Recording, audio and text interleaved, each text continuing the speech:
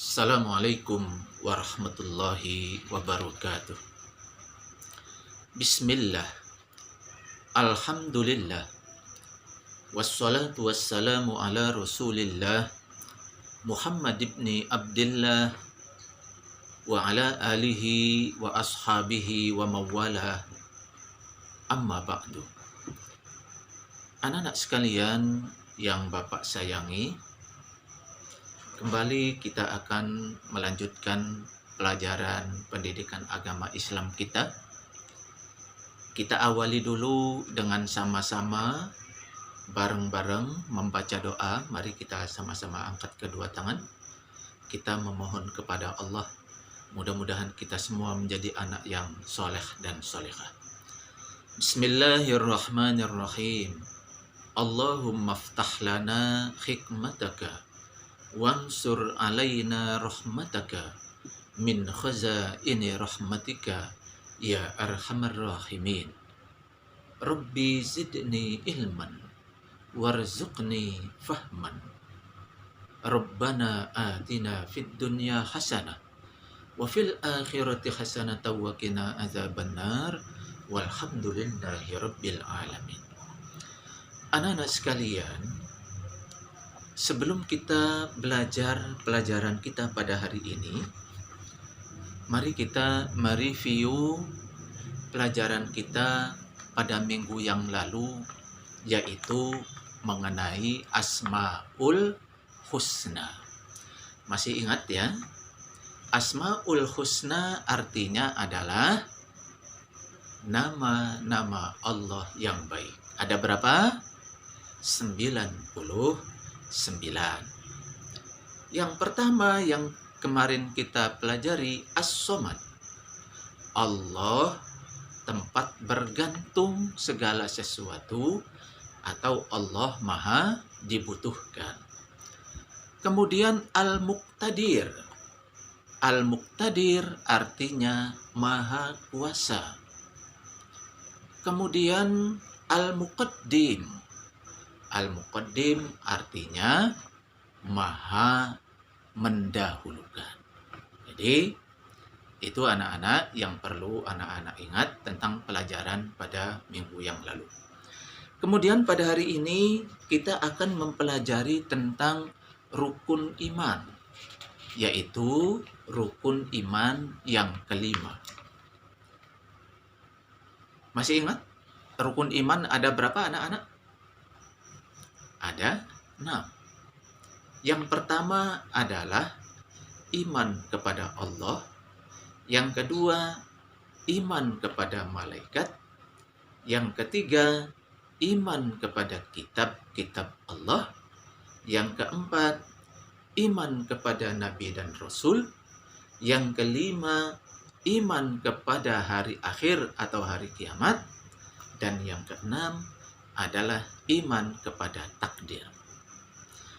Pada hari ini kita akan belajar rukun iman yang kelima, yaitu iman atau percaya kepada hari akhir atau hari kiamat. Apa sih artinya hari akhir? Hari akhir itu artinya hari berakhirnya kehidupan umat manusia di dunia. Bapak ulangi, hari akhir artinya hari berakhirnya kehidupan umat manusia di dunia.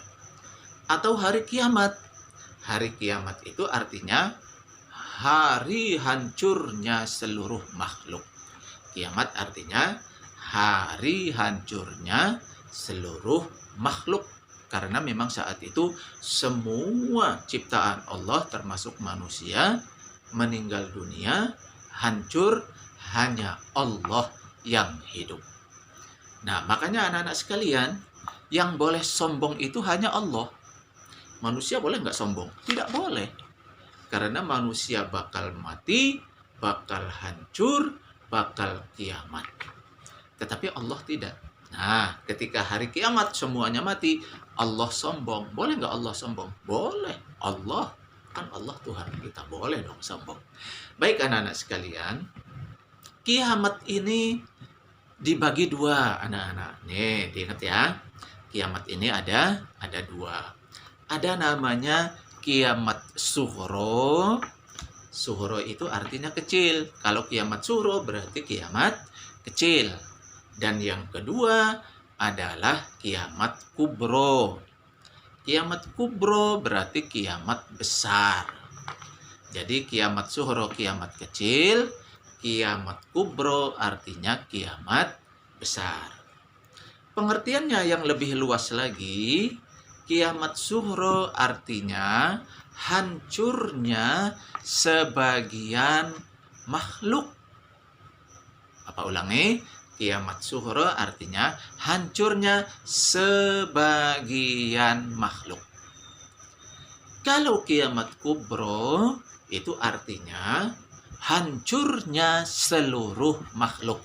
Jadi anak-anak bisa membedakan antara kiamat sughro dan kiamat kubro sebagian dan seluruh. Kalau kiamat sughro tadi artinya adalah hancurnya sebagian makhluk, kalau kiamat kubro hancurnya seluruh makhluk. Contoh, kiamat sughro itu umpamanya contohnya adalah tanah longsor. Nah, longsor itu kan berarti hancur. Batu-batu, pohon-pohon pada rubuh. Itu namanya kiamat sughro karena sebagian saja yang hancur. Kemudian ada lagi contohnya gunung meletus, ada tsunami. Itu contoh kiamat sughro. Termasuk ketika ada orang meninggal. Ketika ada orang meninggal itu disebut dengan kiamat sughro. Nah, kalau kiamat kubro sih terjadinya cuma sekali. Yaitu ketika semuanya hancur, semuanya meninggal, itu namanya kiamat kubro. Nah, tidak ada yang hidup, hanya Allah yang hidup. Malaikat pun mati ketika kiamat. Nah, itu kiamat anak-anak. Jadi kiamat sughro dan kiamat kubro. Nah, kiamat ini anak-anak ternyata ada tanda-tandanya. Kalau minuman keras sudah merajalela, itu tuh tanda hari kiamat. Kemudian laki-laki, perempuan sudah tidak malu, sudah tidak punya malu, anak perempuan pakai rok mini, pakai celana pendek, membuka auratnya, itu berarti sudah tanda-tanda kiamat. Tetapi itu tanda-tanda kecil, baru tanda-tanda kecil anak-anak. Nanti ada tanda-tanda besar. Tanda-tanda besarnya itu adalah, anak-anak kan tahu Ka'bah ya. Ka'bah itu, kalau Ka'bah itu sudah hancur, berarti tanda-tanda besar kiamat. Artinya begini, kalau Ka'bah sudah hancur, berarti bisa sehari lagi, bisa seminggu lagi, atau paling lama setahun lagi datangnya kiamatnya. Jadi udah dekat sekali kalau Ka'bah sudah hancur. Atau sekarang ini anak-anak, matahari itu kan terbitnya dari timur. Tiap hari matahari terbitnya dari timur. Suatu saat nanti matahari itu akan terbit dari barat. Kalau matahari ini sudah terbit dari barat, berarti kiamat itu sebentar lagi akan tiba. Kemudian diantaranya lagi ciri-ciri tanda-tanda datangnya hari kiamat itu adalah turunnya Nabi Isa. Tahu Nabi Isa ya? Nabi Isa itu, kalau kata orang Kristen, dia itu bukan Nabi, Tuhan. Tetapi masa manusia jadi Tuhan? Ya kan? Nabi Isa dilahirkan oleh ibunya namanya Siti Maryam. Orang Kristen nyebutnya Maria. Masa Nabi Isa dilahirkan dari seorang ibu disebut Tuhan? Tidak. Nah, Nabi Isa itu, kalau kata orang Kristen, dia dibunuh. Padahal tidak dibunuh. Lalu diapain Nabi Isa? Nabi Isa tidak dibunuh, tetapi diangkat oleh Allah. Kan Nabi Muhammad juga pernah diangkat oleh Allah ya, namanya pada peristiwa Isra dan Mi'raj. Diangkat ke langit. Nah, ini Nabi Isa juga diangkat ke langit. Diangkat oleh Allah ke langit, tetapi tidak turun-turun. Kapan turunnya? Kalau sebentar lagi kiamat akan tiba, maka Nabi Isa ini turun dari langit ke dunia, kemudian mengajak umat manusia untuk semuanya beriman kepada Allah. Kalau semua umat manusia sudah beriman kepada Allah, baru Nabi Isa nanti saat itu meninggal dunia. Dan satu lagi tugasnya Nabi Isa adalah membunuh Dajjal. Sebab nanti sebelum kiamat tiba anak-anak, akan turun Dajjal. Dajjal itu adalah rajanya setan. Sekarang dia dibelenggunya di Gunung Qaf namanya. Sampai sekarang ini Dajjal tidak bisa turun ke bumi, tidak bisa turun ke dunia, karena dibelenggu atau diikat sama malaikat. Tapi suatu saat Dajjal ini akan turun ke dunia karena sudah tidak ada lagi azan di dunia ini. Jadi anak-anak sekalian, setiap hari Dajjal ini rantai yang mengikatnya itu dipotongin sama anak buahnya. Tetapi ketika ada azan, ini rantai tadi yang mau potong membesar lagi. Dipotong lagi, ketika azan membesar lagi. Untung sekarang masih banyak azan.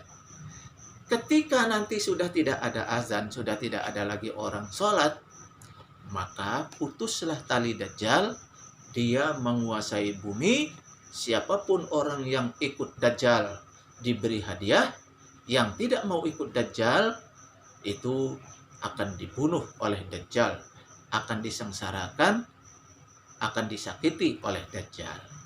Nah, ketika Dajjal ini menguasai seluruh dunia, Mekah dan Madinah yang tidak bisa dimasuki Dajjal, turunlah Nabi Isa. Kemudian Nabi Isa ini tugasnya adalah membunuh Dajjal. Setelah Dajjal mati, Nabi Isa mengajak semua umat manusia yang di dunia ini untuk menyembah hanya kepada Allah. Maka orang-orang pun semuanya nyembah kepada Allah. Lalu Nabi Isa meninggal dunia. Ketika Nabi Isa meninggal dunia, ternyata umat manusia kembali tidak lagi mau menyembah Allah. Mereka senangnya hura-hura, mereka senangnya foya-foya.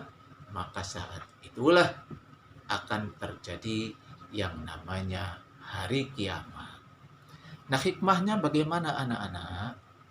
Karena pada suatu saat nanti akan terjadi hari kiamat, maka kita harus mempersiapkan diri di dalam menghadapi kiamat itu.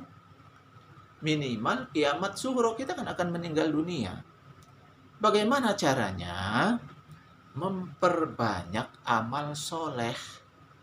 Karena kita tidak tahu kapan kiamat itu tiba. Bisa jadi besok, bisa jadi lusa, bisa jadi seminggu lagi, bisa jadi sebulan lagi. Kita tidak tahu. Oleh karena itu yang perlu kita lakukan adalah banyak melakukan amal soleh. Kita banyak melakukan sholat. Sholatnya di awal waktu. Kita senantiasa berbuat baik kepada orang tua. Nah, anak-anak nih, tiap hari berbuat baik nggak sama orang tua? Berbuat baik pada orang tua tuh susah apa gampang? Gampang. Setiap hari ketika ayah dan ibu mau berangkat kerja, kita samperin mama dan papa kita, salaman dulu, dipeluk dulu. Kemudian sehabis sholat, kita doakan kedua orang tua kita. Mudah-mudahan selamat, sehat, lancar rizkinya, berkah rizkinya. Terus kita doakan. Itu juga berbuat baik kepada kedua orang tua kita. Kemudian berbuat baik kepada orang lain. Nah, ini karena kita tidak tahu kapan akan terjadinya hari kiamat, maka kita harus mempersiapkan diri dengan banyak-banyak melakukan perbuatan baik. Baik anak-anak sekalian, ini adalah mukaddimah dari Bapak. Nanti Bapak juga akan menyertakan video. Silakan anak-anak ikuti, anak-anak tonton, anak-anak saksikan. Setelah itu nanti anak-anak silakan mengerjakan tugas yang akan Bapak berikan. Demikian anak-anak semua, kita akhiri sama-sama dengan berdoa. Allahumma anfa'na bima 'allamtana wa 'allimna ma yanfa'una. Rabbana atina fid dunya hasanah wa fil akhirati hasanah wa qina adzabannar. Walhamdulillahi rabbil alamin. Wassalamualaikum warahmatullahi wabarakatuh.